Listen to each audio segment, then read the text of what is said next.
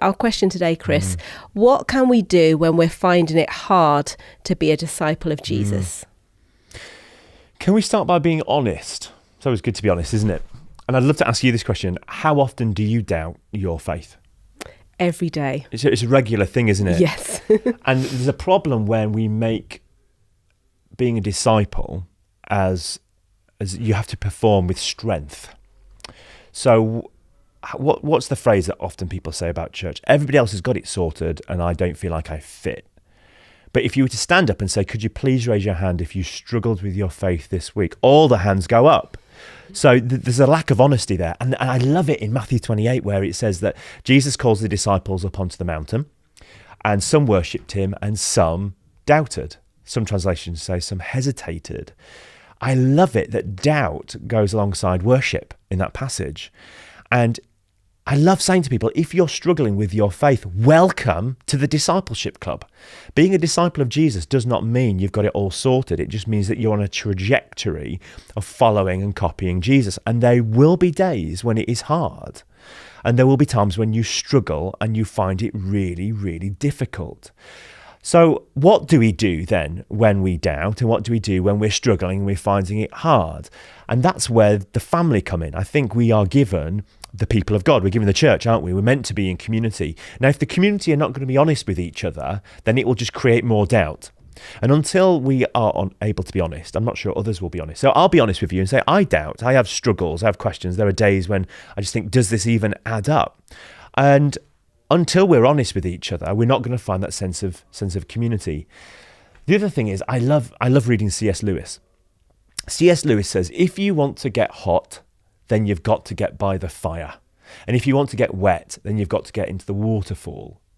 And the idea for me there is, if you want to be a passionate follower of Jesus, the way to do it is to get with others who are passionate around that fire. And if you want to be filled with the Spirit and you want to be dripping with his presence, then the way to do it is to get into the place where you will encounter that. So if you are struggling with your faith, the one thing you shouldn't do is avoid church. Now, I have this all the time with people that come to my church. I've not seen you in 2 months. How are you? Oh, I've been really struggling. Oh, yeah, that makes sense, doesn't it? You're struggling, therefore you retreat from the very thing you need more of. It makes no sense. If you've gone for a long run and you're gasping for breath, you don't hold your breath more. You breathe. And I feel like I'm forever saying to people, if you are struggling with your faith, lean in. Don't lean out, but actually press in.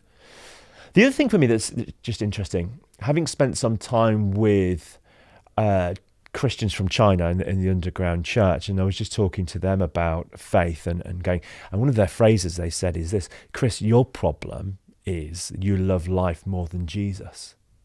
No wonder you have a faith problem.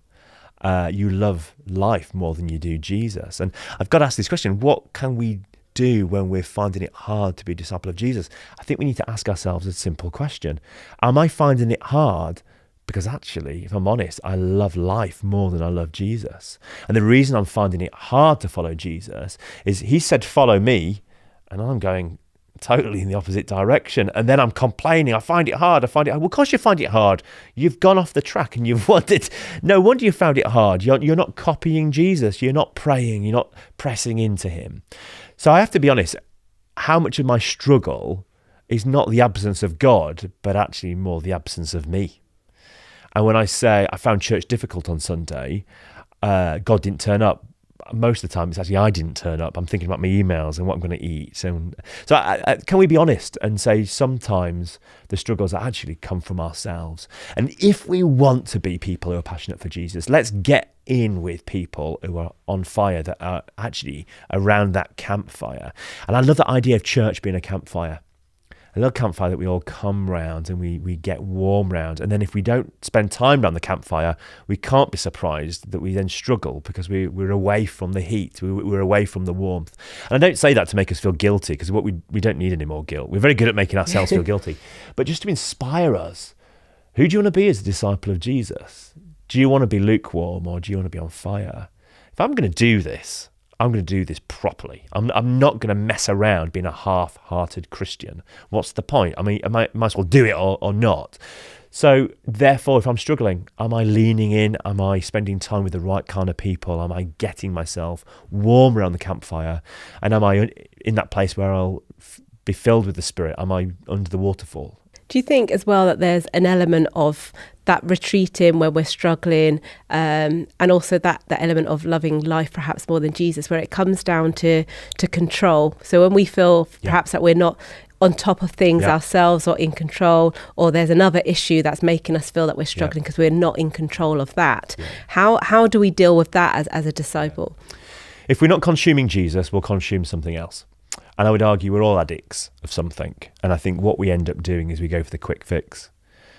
If we're not spending time with Jesus that's going to fuel us, we will find other means to make ourselves feel better. We'll self-medicate on other stuff. And it's stuff that's short-lived. It's sugar food. It gives you a buzz for a while, but actually after a short period of time, you feel worse than you did before.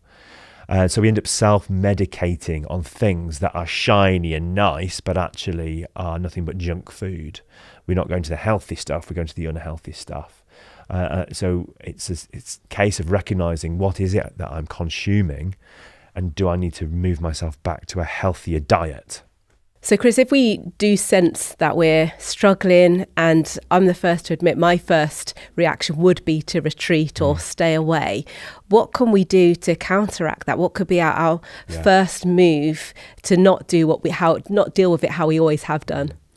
The reality is we're all clinging on to something, aren't we? We're all holding on to stuff to make ourselves feel steady in a world that's radically changing. And the things that we cling on to can be our money, or it can be a relationship, it can be a habit or an addiction that we have. And even if you've been to church for years and you've never touched alcohol and drugs, you are an addict to something.